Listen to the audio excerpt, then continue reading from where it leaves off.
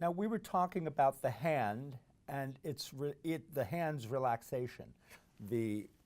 What Shakespeare called in a sonnet about keyboard playing, the tender inward of thy hand. This is an image I like to stay with when teaching the piano.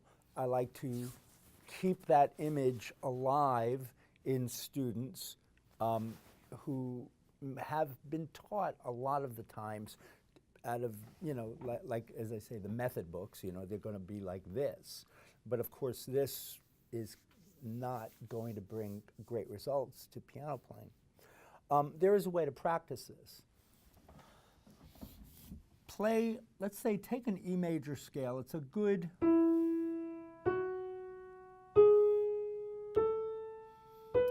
position for your hand. Now, what we're going to do is we're going to play that slowly, and we're going to use a beautiful sound on every note. Now, this presupposes that you already play with the weight of your arm, that you already know how to make a beautiful sound. But, of course, that will come from this, and not too much arm motion. But what you're going to do is that weight is going to be centered. You're going to play your E. And then before you go to the next note, don't just transfer your weight. Actually feel that you're now holding that note as loosely as you can with as little pressure as you can.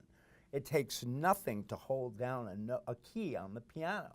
That is not a big problem. So you do not need to keep pressing. Then you're going to transfer that weight to the F sharp. Again, you don't have to move like this. I'm just moving to show that there is absolutely no tension in my hand at all. Now that F sharp is going to last until it dies away, and then you go to the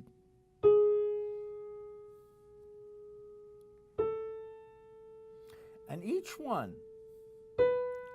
is going to then teach your arm and your hand how to relax instantly. There, you don't need anything. You don't need any more tension to hold that note. The end result,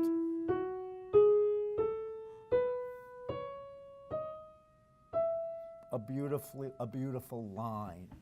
I had a teacher once, a wonderful woman named Irma Volpe, who swore that if you played the key and then came back halfway, by flattening this way, that the sound would have a new life. Now, that may be true or not. I've never been able to really hear that myself. But what Irma was really thinking, I think, was the idea that when you do that coming back a little bit, you ease up on the weight of your hand on that key, and you're able to transfer it better to the next key.